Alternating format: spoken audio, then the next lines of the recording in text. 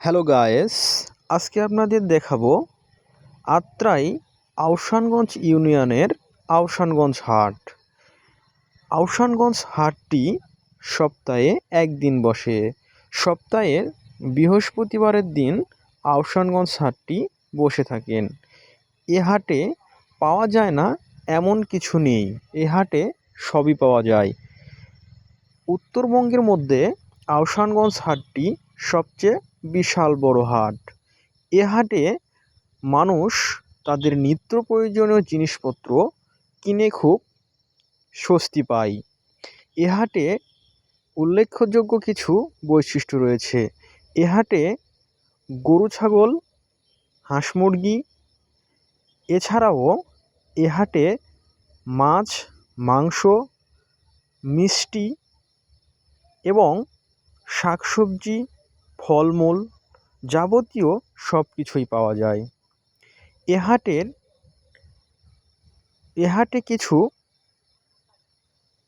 বৈশিষ্ট্য রয়েছে, সেটা হলো এ হাটটি সকাল থেকে সন্ধ্যা পর্যন্ত হয়ে থাকে।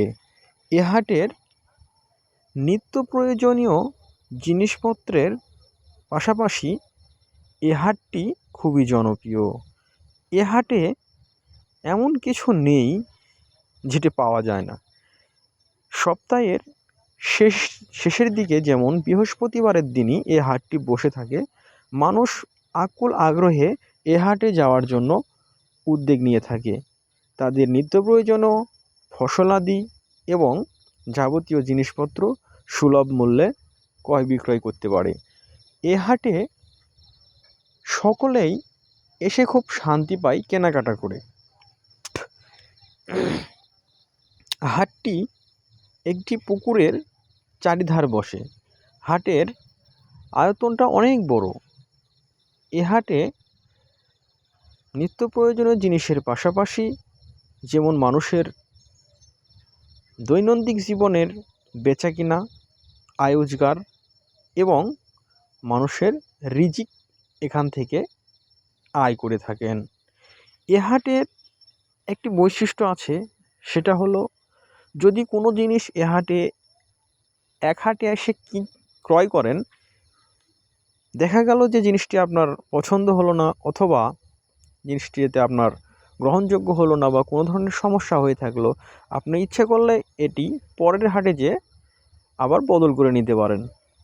এ হাটের আর একটু বিষয় উল্লেখযোগ্য যেটা জানিয়ে রাখি, সেটা হলো এ হাটে মানুষের যেমন দৈনন্দিন চলাচলের যে ভ্যান গাড়ি আছেন, এটিও বিক্রি হয়ে থাকেন।